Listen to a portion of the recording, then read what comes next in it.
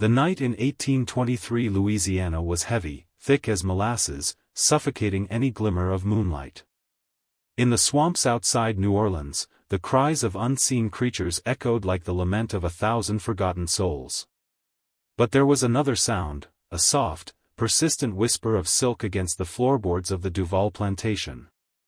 That night, Marie-Louise, the woman whose beauty was whispered about in towns and feared in homes, vanished. Not a door creaked, no window rattled, yet she was gone. Only a single shoe remained, half buried in the mud, its tiny heel stained a dark, unidentifiable residue. Marie-Louise was more than desire, she was a symbol, a living object coveted by masters and shunned by servants alike. Her presence brought unease, as if the air itself recoiled from her laughter. Plantation rumors spoke in hushed tones of a shadowed figure, always watching, always waiting. Her eyes, large, haunting, impossibly knowing, had unnerved more men than the lash ever could. And when she disappeared, it was as though the land itself exhaled a secret it had held for centuries. No record was kept. No lawman came. Her absence was merely noted in passing, as though the world had silently agreed to look away. But whispers persisted. The Duval family would never speak of her again. Neighboring plantations recorded nothing in their ledgers. And yet, in every abandoned barn, every empty parlor, and every fog-draped bayou, there lingered a sense that Marie-Louise had not left, but had been taken by something far older, something bound to the shadows of Louisiana itself. The Duval plantation had stood for generations, its brick walls scorched by sun and shadow alike, but it was the ground beneath it that held the true weight of darkness. Beneath the fields of cotton, where the soil drank blood as readily as rain, the enslaved whispered of curses older than memory. They spoke of buried secrets in French and Choctaw, words half remembered, half feared. Some claimed that the first Duvals had struck a pact long before Marie-Louise was born, trading more than wealth for influence, trading the very souls of those who labored under their yoke. Marie-Louise seemed born into that tension, her presence a mirror to the corruption festering beneath polite manners and Sunday prayers. Her laughter, musical yet edged with unease, could charm a visiting priest or freeze a master mid-command. Children who glimpsed her face at the edges of candlelight often awoke screaming, their eyes wide with knowledge they could not articulate. Even the elders, hardened by decades of cruelty, found their composure faltering when she moved through the shadows of the hallways. It was as if she carried a knowledge of the plantation's hidden architecture, secret passages, bricked-up rooms, and forgotten crypts where the ancestors of the Duvals had performed rituals meant to bind, control, and erase. And yet, she was a slave, a body to be ordered, a vessel to be desired. That contradiction, the beauty intertwined with dread, the innocence entangled with unspoken power, made her dangerous. The plantation's hierarchy trembled in silent recognition. Marie-Louise knew what they did not, or perhaps what they refused to remember. The enslaved who lived and labored alongside Marie-Louise did not speak freely of her. Some claimed she carried whispers in her eyes, visions of things they had buried in memory, punishments too cruel to name, rituals too shameful to recount. Others swore that she could vanish into the night, walking among the cypress trees where no path existed, returning with mud-streaked skirts and the scent of decay clinging to her hair. The air around her was charged, an invisible current that made even the bravest tremble. But fear did not prevent fascination. She was the heartbeat of forbidden attention, the object of a desire too raw to name. Masters watched her, drawn by an obsession that was both personal and ritualistic, as though each glance was a test of their own morality, or lack thereof. The women of the household, forced to witness the attention she drew, recoiled in silent resentment, yet even they could not deny the strange magnetism she wielded. She moved like a shadow refusing to be contained, as if the plantation itself bent around her will. Some nights, servants would hear her singing softly in rooms that had been abandoned for decades. The songs were fragments of French lullabies, twisted with words no one recognized, and yet they carried a weight that pressed upon the chest. The old ones whispered that she was speaking to the dead, bargaining in a language older than their Christian prayers. By the candlelight of kitchen hearths, hands shook and breaths caught, for Marie-Louise was no ordinary slave, she was a reflection of the plantation's own guilt, a living witness to sins too deep for confession. It began subtly. The Duval men, once composed and measured, became erratic in her presence. Orders were given and retracted, chores were forgotten, and eyes lingered too long. It was not lust alone that drove them, it was terror wrapped in desire, a fascination with the unknowable. Marie-Louise could provoke this unease with a single tilt of her head, a glance that seemed to see into the marrow of their intentions. Masters began keeping secret journals, recording her habits, her words, even the rhythm of her breathing. Pages filled with sketches of shadowed rooms, arches of smoke, and figures they could not identify. They tried to confine her, yet she slipped between authority like water through a sieve. Their control was impotent, she knew the ways of the unseen, the architecture of fear that underpinned every brick and beam. Even beyond the plantation, townsfolk murmured of the Duval's obsession. Invitations to social gatherings went unanswered, for no guest could bear the presence of a woman whose name had become myth. And yet, Marie-Louise walked among them, a specter of beauty and menace, drawing whispers that followed her like the scent of river mud after a storm. Every gaze cast upon her carried a weight of dread, an unspoken recognition that she was more than mortal, that the plantation and all its history were hers to command. The day she vanished began like any other. The sun hung low, casting long, trembling shadows across the cotton fields. No one noticed her absence at first, she had always roamed the plantation freely. But by noon, when the overseer called for her in the kitchens and she did not appear, unease began to spread like a disease. Whispers turned to mutterings. A shoe found in the mud, her skirts folded neatly on a windowsill, and a faint trail leading into the swamp suggested no ordinary flight. Masters and servants alike combed the property, torches burning in the encroaching dusk. Every hidden corner, every abandoned cellar, yielded nothing but echoes and the faint, lingering scent of something both floral and decayed. By nightfall, the plantation had fallen silent, save for the occasional creak of shutters or the distant cry of a barred owl. The Duvals locked themselves in their chambers, frantic, writing letters to neighbors and lawmen alike. Yet no trace was found. The swamp seemed to swallow her entirely, leaving behind a weightless absence that pressed on the chest of anyone who dared remember. And in that silence, the first whispers of something older than the Duval's sins began to stir, a presence in the shadows, patient, hungry, waiting for the reckoning that would come long after the body had vanished. The morning after Marie-Louise's disappearance, the plantation felt unmoored, as if the very walls had exhaled in grief. Servants dared not speak aloud, masters dared not leave their chambers. Some claimed to hear her voice faintly beneath the floorboards, a melodic hum warped into something uncanny, an echo of laughter threaded with warning. Every step across the creaking halls seemed to awaken a memory best left buried. A hidden trapdoor in the servants' wing, long neglected, was discovered by accident. Dust clung to the edges like a shroud, and beneath it lay a narrow staircase descending into darkness. Those brave, or foolish, enough to enter were met with walls etched in strange symbols, a mixture of French, Choctaw, and marks no living tongue could interpret. The air smelled of rot and iron, and a chill that seemed to seep into the bones made the bravest cough and shiver.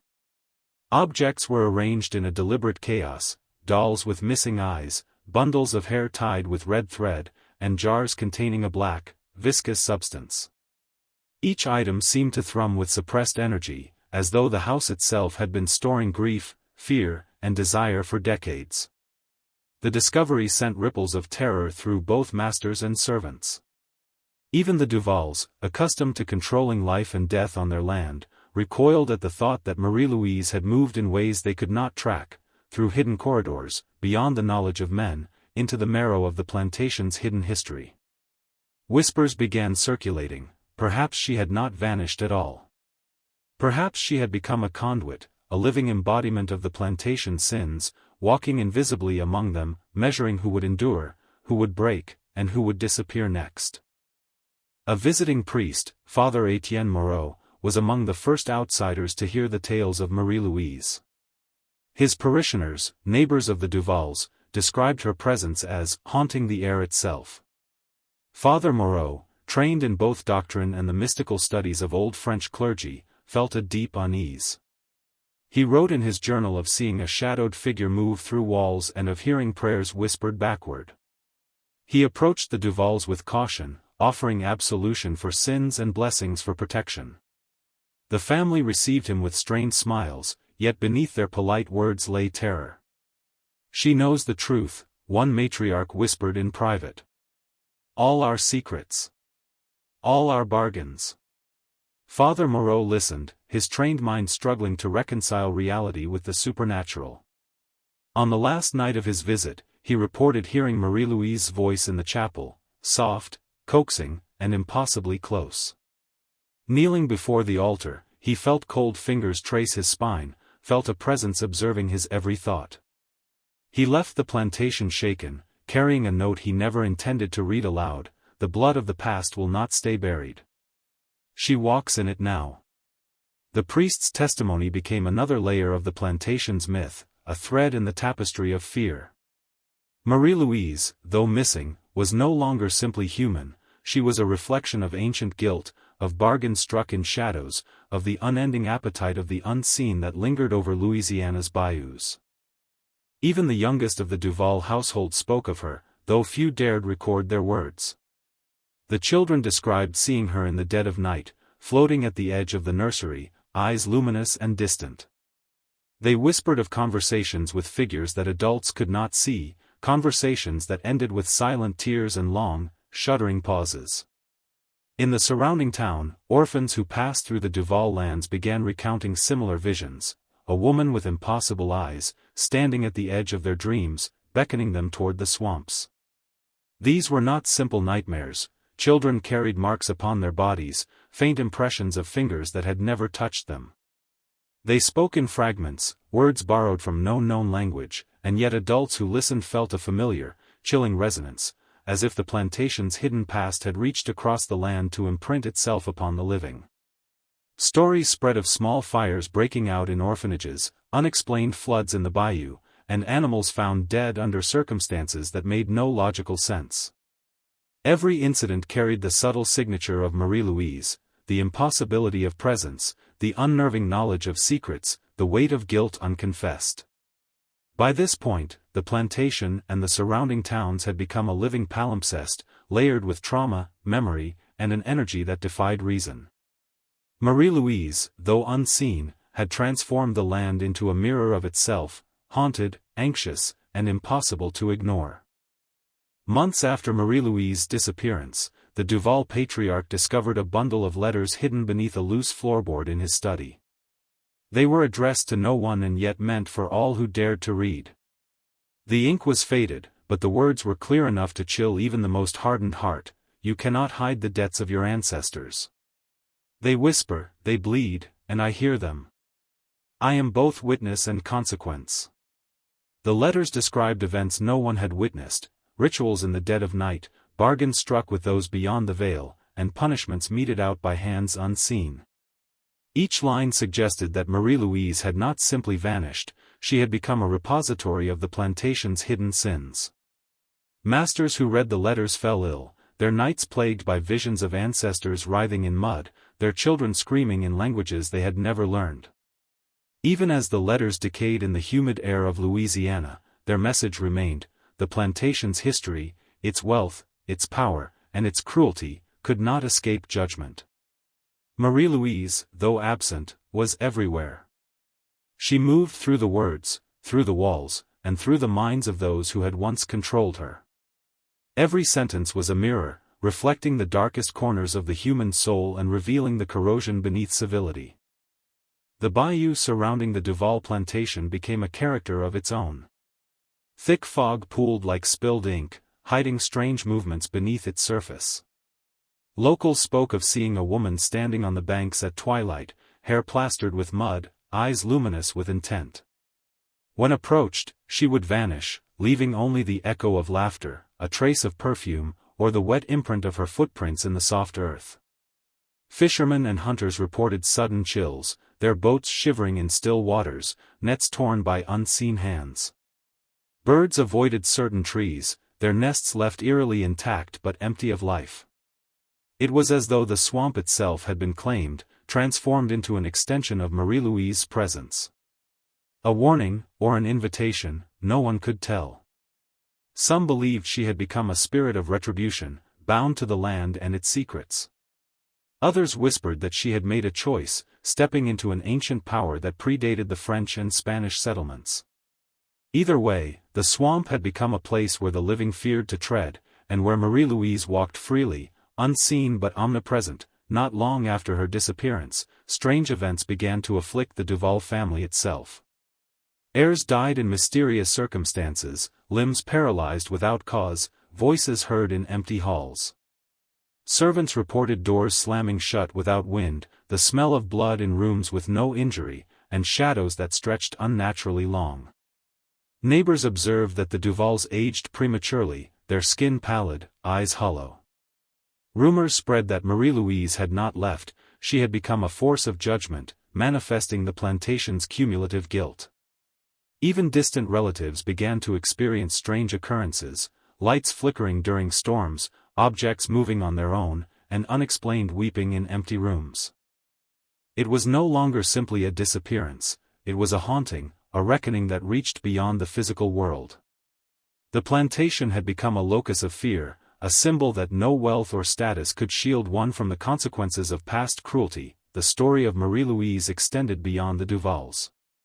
Orphanages across Louisiana began reporting children exhibiting disturbing behaviors, speaking in voices not their own, drawing symbols identical to those found beneath the plantation floors, and waking in the night to visions of a shadowed woman with impossible eyes. Staff could not explain the intensity of fear these children carried. Some attempted to baptize them, others tried exorcisms, but nothing could sever the link. Marie-Louise's presence, some feared, had become a tether between the living and a hidden past, connecting those most vulnerable to the sins of a bygone generation. Even decades later, stories circulated of children wandering off into the swamps, returning days later speaking in tongues, eyes glowing faintly in the dark. It became clear, Marie-Louise's disappearance had not ended, it had transformed into a network of influence, threading the unseen across families, towns, and institutions. Local churches, where confessions should have brought relief, became vessels of dread. Priests reported hearing her voice during Mass, whispering in Latin, French, and languages no one could understand. Candles flickered violently, statues of saints seemed to bleed, and organs played notes that no hand struck. Congregants experienced sudden visions of the Duval plantation, its blood-soaked fields, hidden passageways, and the gaze of Marie-Louise, judging silently.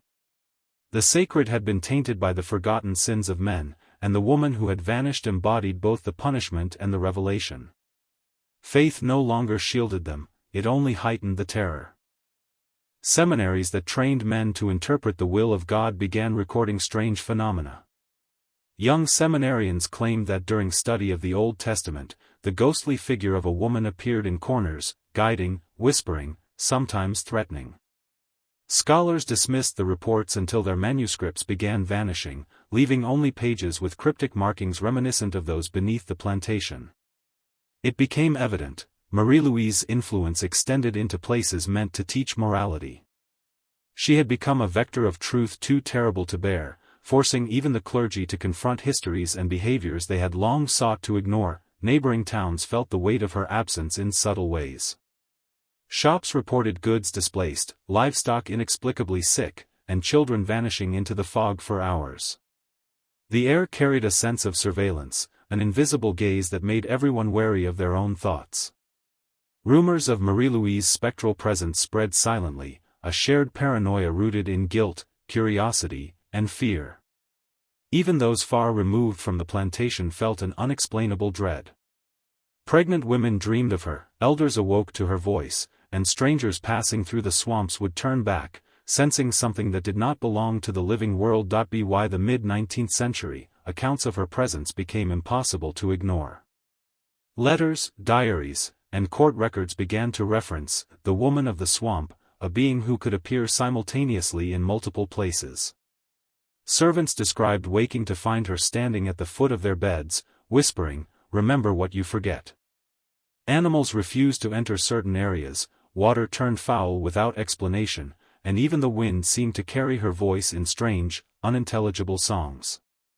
The Duvals themselves became shadows of their former selves, silent, hollow-eyed, haunted by guilt both real and induced by Marie-Louise's omnipresence. Legend grew that the swamp contained hidden altars, remnants of old ceremonies predating French colonization. Marie-Louise, some claimed, had discovered these spaces and used them to bind the sins of the living, making the land itself a vessel of punishment. Those who ventured too close vanished without trace or return changed, speaking of visions too terrible to articulate, and of a woman whose gaze could strip the soul bare. Her disappearance had evolved into dominion. She did not merely haunt, she controlled, manipulated, and enacted justice for forgotten crimes. The Duval descendants, centuries later, continued to report inexplicable occurrences, shadows moving against light, whispers in empty rooms, and sudden tremors when the swamp fog rolled in. The curse had transcended time, tied to blood and legacy. Each generation felt the weight of Marie-Louise's judgment, a relentless reminder that history cannot be erased. Even those born far from Louisiana sensed a compulsion to return, to confront, to hide, or to flee. The woman who had vanished had become immortal in fear and memory, her story a warning to all who would deny the sins of the past. Scholars attempting to piece together the truth from letters, journals, and oral histories discovered a chilling pattern. Every account of Marie-Louise's presence coincided with moments of hidden corruption being exposed, whether theft, cruelty, or betrayal. She had become a force of reckoning, a living embodiment of conscience, morality, and terror. To confront her directly was impossible. She existed in the liminal spaces of memory, swamp, and shadow. The narrative itself suggested that perhaps she had transcended human form, becoming a guardian of the suppressed, an agent ensuring that secrets never remained buried. Today, the Duval plantation lies abandoned, its walls rotting, its fields overgrown. Visitors speak of a woman seen at twilight, standing at the edge of the bayou, her eyes glowing in the mist. Scholars, children, and locals alike report whispers in languages they do not know, and the swamp remains restless, alive with unseen movement. Marie-Louise's story is more than a disappearance, it is an enduring reminder of hidden corruption, unatoned sins, and the persistence of memory. Those who enter the bayou feel her presence, a weight that presses on the chest, demanding acknowledgement. The legend warns, history cannot be ignored, injustice cannot be hidden, and some spirits refuse to leave until every secret is uncovered.